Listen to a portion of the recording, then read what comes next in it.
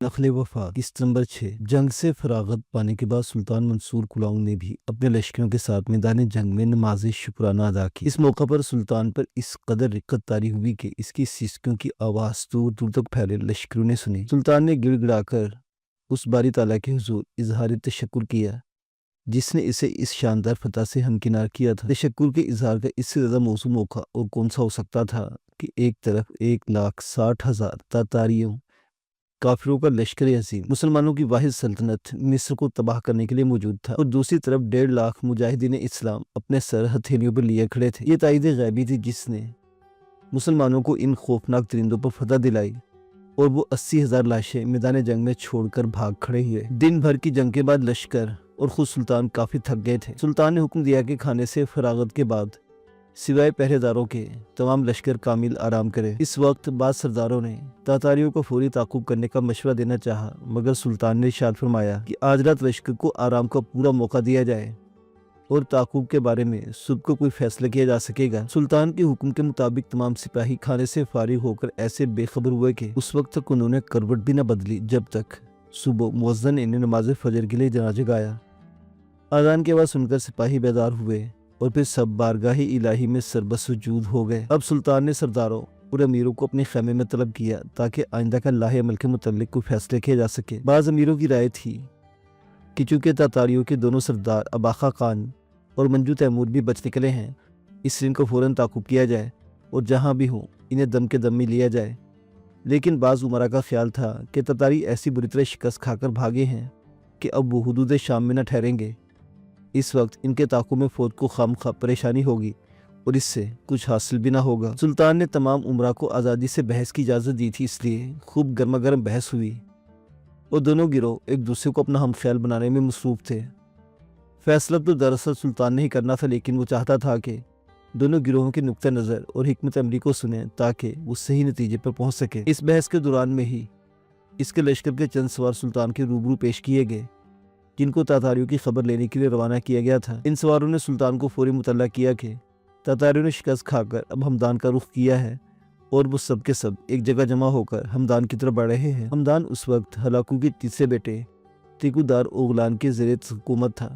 तातारियों को हमदान की तरफ बढ़ने का साफ मतलब था कि वो हमदान जाकर तिकुदार ओगलान से मदद हासिल करेंगे और मुमकिन है फिर वो इनकी मदद से दोबारा मुसलमानों के मुकाबले पर निकले। सूरत हाल तशवीशनाक थी क्योंकि तातारी हमदान पहुंचकर अगर मुसलमानों के मुकाबले में दोबारा ना भी आए तो वहां बैठकर अपनी ताकत इकट्ठा कर सकते थे और आइंदा इस्लामी इलाकों को पामाल कर सकते थे। इस ताज़ा सूरत हाल के मुताबिक वो लोग जो फौरी ताकुब के मुखालिफ थे खामोश हो गए और उन्होंने मुतफ़क्का तौर पर कह दिया कि इस वक्त हमदान पर हमला ज़रूरी है क्योंकि तातारी इस वक्त शिकस्त खुर्दा हैं, इनकी हिम्मतें पस्त हैं, हमारे हौसले बढ़े हुए हैं। अगर इस वक्त हमने हमदान पर हमला किया तो इसको फतह करने में ज़्यादा दिक्कत पेश नहीं आएगी, और अगर तातारियों को मौका मिल गया तो अपनी ताकत जमा करके मुस्तकिल ख़तरा बन जाएंगे। जब तमाम सरदार इस फैसले पर पहुंच गए तो उन्होंने आखिरी हुक्म के लिए सुल्तान की तरफ देखा। सुल्तान गहरे तदब्बुर, अमीक सोच और फ़िक्र फरवा में था। इसने सरदारों को अपनी तरफ मुतवज्जो देखा, गौर व फिक्र ख़त्म करते हुए सरदारों की तरफ देखा, लेकिन कबल इसके कि वो कोई फैसला करता एक पहरेदार खेमे में दाखिल हुआ और सर झुकाकर खड़ा हो गया। सुल्तान ने इससे सवाल किया, क्या कहना चाहते हो, इजाज़त है। सुल्तान आली मकाम का इकबाल बुलंद हो। हदीसा के सवारों का एक दस्ता अभी भी लश्कर में आया है और इनका सरदार हुजूर की कदम बोसी के लिए बेचैन है। हदीसा के नाम पर वाली हदीसा चौंका। सुल्तान ने वाली हदीसा से पूछा, कौन लोग हैं और क्या चाहते हैं। वाली हदीसा ने कहा, मेरा ख्याल है कि ये हदीसा के वो जानिसार हैं जो हमसे इजाज़त लेकर लड़की नफीसा की रिहाई के लिए गए थे। सुल्तान ने कुछ सोचते हुए कहा, हाँ याद आया, उस लड़की का जिक्र इससे पहले भी आ चुका है, कहीं ये लोग उसे छुड़ा कर तो नहीं लाए हैं। अगर हदीसा के इस दस्ते ने इस मजलूम और बहादुर लड़की को रिहा कराया है तो इस दस्ते के हर सिपाही को मुंह मांगा इनाम दिया जाएगा। लड़की हमें अपनी बेटी की तरह अजीज है। फिर सुल्तान पहरेदार से मुखातिब होकर बोला, क्या उन लोगों के साथ कोई लड़की भी है। फिर बेचैनी से पहरेदार के जवाब का इंतजार करने लगा। पहरेदार ने जवाब में दस बस्सा कहा, नहीं अलीजा, उनके साथ लड़की नहीं है, लेकिन उनका सरदार हुजूर के कदमों में एक तोहफा पेश करने का ख्वाहिशमंद है। सुल्तान ने पहरेदार को इशारा किया कि सरदार को हाजिर किया जाए। पहरेदार वापस चला गया और थोड़ी देर बाद एक नौजवान को लेकर खेमे में दाखिल हुआ। ये जवान जैश खुमारी था और इसके नेज़े पर मंजू तैमूर का सर बुलंद था। खेमे के हर शख्स ने पहले आने वाले को پھر نیزے پر بلند سر کو دیکھا۔ جیش ادا بجا لایا اور پھر بڑے فخر سے بولا، سلطان ذیشان، اجازت دیں کہ میں اس مغرور سر کو حضور والا کے قدموں میں رکھوں۔ سلطان نے جیش اور سر کو غور سے دیکھتے ہوئے کہا، اے جوان، تمہارا نام کیا ہے اور یہ سر کس شخص کا ہے؟ جیش نے اسی فخر سے کہا، خادم کا نام جیش خماری ہے۔ یہ سر اس بے دین منجو تیمور کا ہے جسے حضور کے خلاف تلوار اٹھائی تھی اور مسلمانوں کی بستی کو نیست و نابود کر دیا تھا۔ سلطان منصور نے منجو تیمور کا نام سنا تو اپنی جگہ سے کھڑا ہو گیا۔ کچھ دیر تک کبھی سر کو اور کبھی جیش کو دیکھتا رہا۔ دراصل اس کے لیے مسرت کے ساتھ ساتھ حیرت کا باعث بھی تھی۔ اسے معلوم ہوتا کہ تاتاریوں کے دونوں سردار اباقہ خان اور منجو تیمور بچ نکلے ہیں، اور اس وقت وہ منجو تیمور کا سر نیزے پر بلند دیکھ رہا تھا۔ آخر سلطان نے خود پر قابو پاتے ہوئے کہا، نوجوان جیش، کہ تم اس شخص کا نام بتا سکتے ہو جس بہادر نے اس سر کو تن سے جدا کیا ہے؟ جیش نے خم ہو کر جواب دیا، اس سر کو جدا کرنے کا فخر سلطان مصر کے اس خادم کو حاصل ہوا ہے جو اس وقت اسے نیزے پر بلند کیے ہوئے ہے۔ سلطان نے جیش کو بڑی محبت سے دیکھتے ہوئے کہا، نوجوان، تم ہمارے قریب آؤ، اتنا قریب کہ تم ہمارے دل کی ان دھڑکنوں کو سن سکو جو تمہارے اس کارنامے سے بیدار ہوئی ہیں۔ نوجوان جیش نے سر کو نیزے سے نیچا کر کے سلطان مصر کے قدموں میں رکھا دیا اور پھر آہستہ قدم چلتا سلطان کے قریب پہنچ گیا۔ سلطان نے جوش مسرت تلے جیش کو اپنے سینے سے لگا لیا، اور جب سلطان نے جیش کو سینے سے الگ کیا تو باری باری ہر سردار نے جیش کے قریب آ کر اس کے ہاتھ کو پیروں محبت سے بوسہ دیا۔ سلطان کا چہرہ ہنوز خوشی سے دمک رہا تھا اور وہ جیش کو ان نظروں سے دیکھ رہا تھا جو نظریں صرف شفیق باپ کی ہو سکتی ہیں۔ سلطان کے خیمے میں یہاں سے وہاں تک لہر و مسرت و شادمان دوڑ گئی۔ ہر شخص کا چہرہ دمکنے لگا، ہر ایک حسب حیثیت و مراتب جیش کے اس کارنامے کی تعریف کر رہا تھا۔ جب ذرا سکون ہوا تو جیش نے حدیثہ سے روانگی سے لے کر منجو تیمور کے قتل کے تمام واقعات سلطان کے گوش گزار کر دیے۔ والی حدیثہ نے سلطان کو پہلے ہی بتا دیا تھا کہ اس نے جیش کی فرمائش پر 200 سوار اس کے ساتھ کر دیے تھے کہ اگر موقع ملے تو وہ نفیسہ کو حاصل کر لے۔ جیش نے حالات بیان کرنے کے دوران کوشش کی کہ اپنے اور نفیسہ کے تعلقات کے بارے میں احتیاط برتے، لیکن سلطان نے اس سے نفیسہ کے ساتھ وابستگی کا پورا اندازہ لگا لیا اور آخر اس نے اس بات کا اظہار کر ہی دیا، بہادر جیش، ہم تمہاری نیک نیتی اور تمہارے خلوص اور کارنامے سے بہت متاثر ہوئے ہیں۔ ہم نے نفیسہ کو بیٹی کہا ہے اور اس بیٹی کو حاصل کرنے میں کوئی دقیقہ نہ اٹھا رکھیں گے۔ جیش سمجھ گیا کہ سلطان کے سامنے اپنے جذبات کو چھپا نہ سکا ہے۔ اس نے سر کو خم کرتے ہوئے کہا، تخت مصر کے سلطان پر میری ناچیز جان حاضر ہے۔ سلطان نے کہا، جیش، تم تخت مصر کے لیے وہ دمکتا ہوا نگینہ ہو جسے ضائع نہیں کیا جا سکتا۔ ہم تمہیں مصر کے لشکر کے ایک اعلیٰ سردار کا عہدہ عنایت فرماتے ہیں۔ جیش نے شکر گزار نظروں سے سلطان کو دیکھتے ہوئے اپنے سر کو دوبارہ خم کر دیا۔ اسی وقت سلطان کے اشارے سے خلعت فاخرہ جیش کو پیش کر دی گئی اور سلطان نے خود دست مبارک سے اس کی کمر میں تلوار آویزہ کی۔ یہ رسم بڑی سادگی مگر مسرت و شادمانی کے طور پر ادا کی گئی۔ اس کے بعد جیش نے کہا، سلطان علی کی نوازش ہے میں کس زبان سے شکریہ ادا کروں۔ اس کے ساتھ ہی میں اس بات کے اظہار کی تمنا رکھتا ہوں کہ میں نے تاج و تخت اور مصر کے لیے جو کچھ کیا ہے، اس میں میرے ساتھی خصوصاً وہ مصری سردار جو نفیسہ کی حفاظت پر مامور تھا اور بوڑھا نفلستانی برابر کے شریک ہیں۔ سلطان نے کہا، ہمیں ان کی خدمات کا بھی احساس ہے اور انہیں معقول نوازشات سے نوازا جائے گا۔ پھر سلطان نے اعلان کیا کہ وہ بغیر وقت ضائع کیے ہمدان کی طرف کوچ کرنا چاہتے ہیں۔ اس سلسلے میں اس بات کا خاص طور سے اعلان کیا گیا کہ 5000 کا ایک لشکر جیش خماری کی زیر قیادت ہراول دستے کے طور پر پہلے ہمدان روانہ ہو تاکہ وہاں پہنچ کر حالات کا جائزہ لے اور اگر تتاری قلعہ بند ہونے کی کوشش کرے تو جیش فوراً محاصرہ کر لے۔ جیش کے لیے دن بڑی خوشی کا تھا۔ اس کی بھی خواہش تھی کہ ہمدان میں وہ سب سے پہلے روانہ ہو، کیونکہ اسے پوری امید تھی کہ تتاری نفیسہ کو لے کر ہمدان گئے ہوں گے۔ سلطان کا فرمان سنتے ہی اس نے اپنے لشکر کی کمان سنبھال لی۔ اس لشکر میں اس نے مصر اور حدیثہ کے سواروں کو بھی شامل کر لیا جو اس کے ساتھ منجو تیمور کے مارکے میں شریک تھے، اور شام ہونے سے پہلے پہلے جیش سلطان سے رخصت ہو کر اپنے لشکر کے ساتھ ہمدان کی طرف چل دیا۔ راستے کی دشواریوں سے نمٹنے کے لیے اس کے ساتھ بوڑھا نفلستانی موجود تھا۔ اس کے علاوہ جو دستہ اسے دیا گیا تھا اس میں مصری، شام اور عراق کے چنیدہ سوار تھے۔ شکست کھانے کے بعد سر پر پیر رکھ کر بھاگے اور 1-2 منزل تک انہوں نے مارے خوف کے پلٹ کر بھی نہ دیکھا۔ حالانکہ اباقہ خان کے ساتھ اس وقت بھی 40-50 ہزار کا لشکر تھا۔ बाकी फौज मुंतशिर होकर इधर उधर भाग गई थी, जिनमें बेशतर मुसलमानों के हाथों कत्ल हुए और बाज दूरदराज इलाकों की तरफ निकल गए। उम्मत से काफी दूर निकल आने के बाद तातारियों को कुछ होश ठिकाने हुए तो उन्हें सोचना शुरू किया कि अब क्या करना चाहिए। अब आगा खान को सबसे ज्यादा फिक्र अपने भाई की थी। इसे अब क्या पता था कि इसका भाई मंजू 10 ब 10 मुकाबले में जैश के हाथों मारा गया है। 1-2 दिन तक तातारियों ने मंजू तैमूर का इंतजार किया, लेकिन जब उसकी कोई खबर न मिली तो वो नाउम्मीद हो गए। उस जमाने में हलाकू खान का एक और बेटा अबाखा खान का भाई तीकुदार ओगलान हमदान का हुक्मरान था। ओगलान के पास काफी लश्कर था और हमदान का इलाका जंगी नुक्ता नजर से भी बहुत मजबूत था। लिहाजा अबाखा खान ने सोचा कि क्यों ना इस भाई से मदद ली जाए। इसे यह भी खतरा था कि शायद सुल्तान मिस्र इसका पीछा करे, इसलिए हमदान से बेहतर और कोई जगह ऐसी नहीं जहां वो पनाह भी हासिल कर सकता है और जरूरत के वक्त सुल्तान मिस्र का मुकाबला भी किया जा सकता है। चुनांचे इन तमाम बातों को सोचते हुए इसने हमदान का रुख किया और बाकी मानदा फौज को लेकर हमदान पहुंच गया। टीकुदार ओगलान को इसके आने की खबर मिली तो वो खुश होने के बजाय परेशान हुआ। पिछले 10 बरस में तातारियों और मिस्रियों के दरमियान जो लड़ाइयाँ हुई थी, इससे टीकुदार ओगलान ने अंदाजा लगा लिया था कि अब तातारियों का जवाल शुरू हो चुका है और सुल्तान मिस्र को शिकस्त देना एक ख्वाब से ज्यादा हैसियत नहीं रखता। ओगलान ने अपने भाई अबाखा खान का बड़ी सर्द मोरी से इस्तकबाल किया।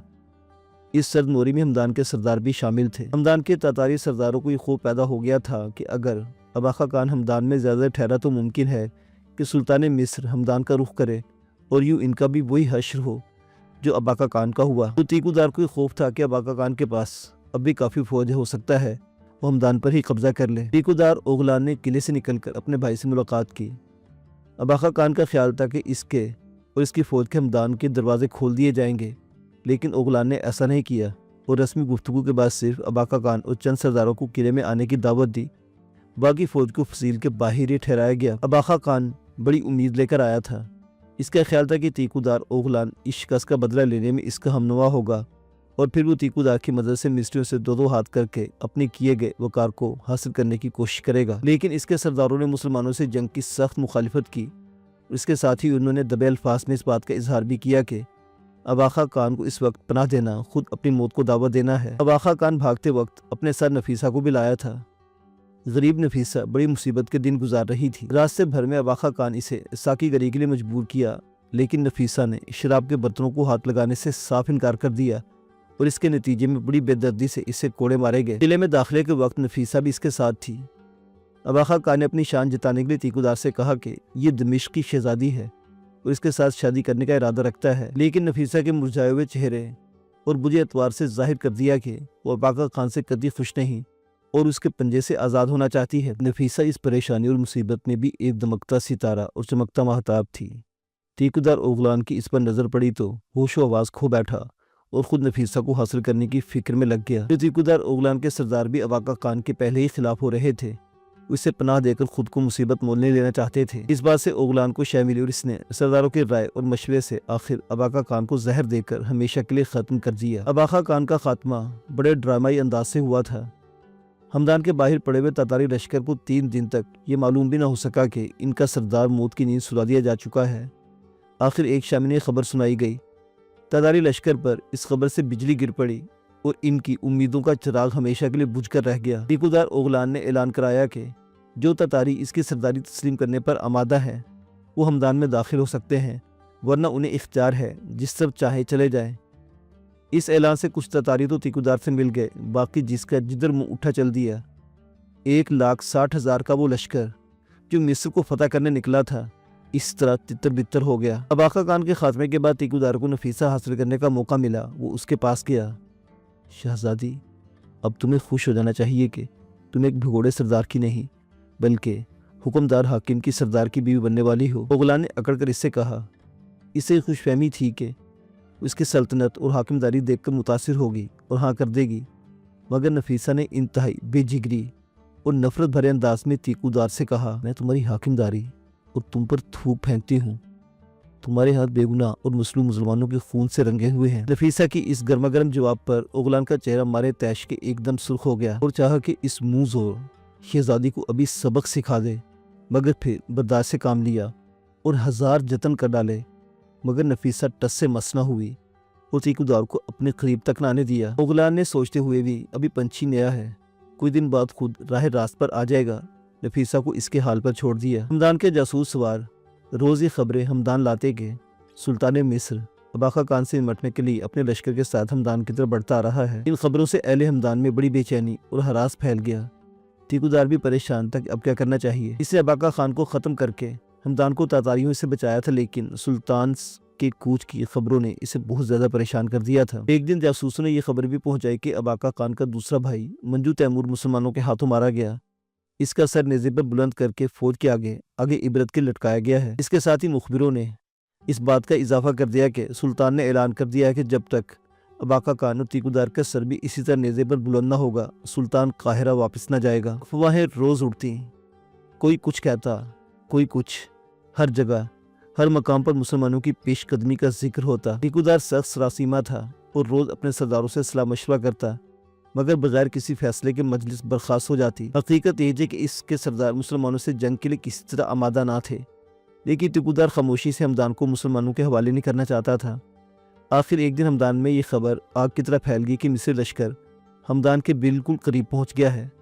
ये बात सच भी थी, क्योंकि गुरूब आफ्ताब के वक्त इस्लामी लश्कर अपना परचम उड़ाता किला हमदान के सामने नमूदार हुआ। किले के दरवाजे बंद कर लिए गए और टीकूदार ने बुर्जों और दीवारों पर सख्त पहरा लगा दिया।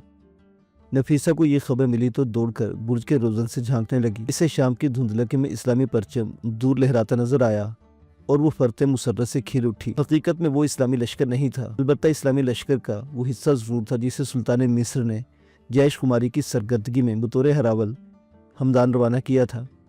लेकिन हमदान के जासूस इसे इस्लामी लश्कर समझ बैठे।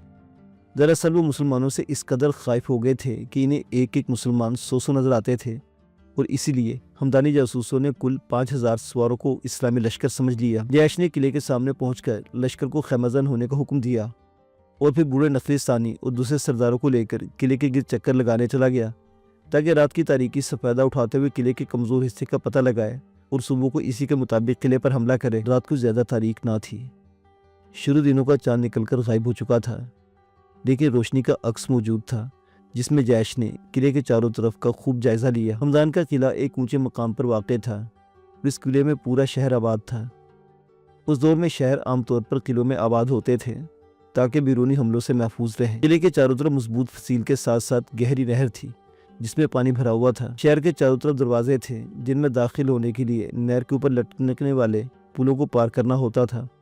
लड़ाई के ज़माने में पुल उठा लिए जाते थे ताकि दुश्मन आसानी से किले के दरवाजे तक न पहुंच सके। जैश के पास सिर्फ 5000 सवार थे और इन्हें किले के चारों तरफ फैलाने का मतलब था कि हर तरफ से दुश्मन हमलावर होते। इतनी कलील तादाद का एक ऐसे मजबूत किले पर हमला करना बड़ा मुश्किल था। किले के 3 दरवाजे इतनी बुलंदी और ऊंचाई पर थे कि उन तक पहुंचना तकरीबन नामुमकिन था। दरवाजों तक पहुंचने के लिए सीधी चट्टानों से गुजरना पड़ता था और इन चट्टानों के ऐन सामने किले की बुर्जियां थी जिन पर तीरंदाज निशाना बांधे बैठे थे। इन तमाम खतरात के बावजूद जैश ने किले को देखने के बाद सुबह को हमला करने का फैसला किया। इसने बूढ़े नखलिस्तानी से इस हिस्से मशवरा किया। बूढ़ा नखलिस्तानी जैश से मोहब्बत करता था।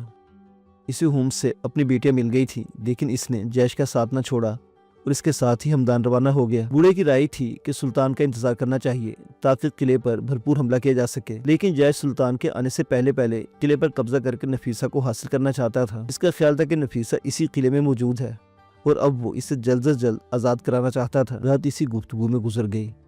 जैश का पूरा लश्कर किले पर हमला करने के हक में था। वो फतह का सेहरा अपने सर पर लेना चाहते थे। तमाम सिपाही रात भर झांकते रहे और इंतजार करते रहे कि देखें इनका सरदार जैश का फैसला करता है। और जब इन्हें फजर की नमाज के वक्त मालूम हुआ कि इनके सरदार ने किले पर हमले का फैसला कर लिया है, तो वो खुशी से झूम उठे। उन्होंने नमाज के बाद फतह की दुआ के साथ साथ अपने नौजवान सरदार की दराज़ी उम्र की भी दुआ मांगी।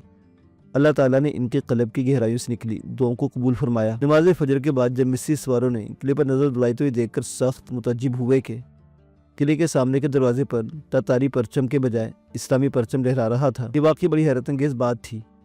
इनकी समझ में न आता था कि रात भर में क्या करिश्मा हो गया और इस्लामी परचम किले पर कैसे पहुंच गया। क्या मुसलमान किले में दाखिल हो गए हैं? यह सवाल हर सवार की जुबान पर था, लेकिन इसका जवाब कोई भी न दे सकता था। रफ्ता रफ्ता तमाम सरदार जैश के गिर जमा हो गए और इस हैरत अंगेज बात पर इजहार ख्याल करने लगे। जैश खुद हैरान था। या अल्लाह, ये क्या माजरा है? ये इस्लामी लश्कर किले पर कैसे पहुंचा? और अगर मुसलमान किले पर पहुंचे तो कौन है और मुसलमानों के किस लश्कर से ताल्लुक रखते हैं? सुल्तानी लश्कर तो इनके पीछे आ रहा था। अब ये कौन बहादुर मुसलमान है جنہوں نے رات کے سناٹے میں قلعے پر اس طرح قبضہ کر لیا کہ کسی کو کانوں کان خبر تک نہ ہوئی۔ مصری سوار ایک دوسرے کو سوارے نظر سے دیکھتے رہے، لیکن انہیں جواب دینے والا کوئی نہ تھا۔ وہ اسی انداز سے درہ حیرت میں غوطے کھا رہے تھے کہ قلعے کا دروازہ کھلا، لٹکا ہوا پل نیچے بیچ گیا۔ اس کے بعد 10 سوار اسلامی پرچم لہراتے قلعے سے باہر آئے۔ ان کا رخ جیش کے پڑاؤ کی طرف تھا۔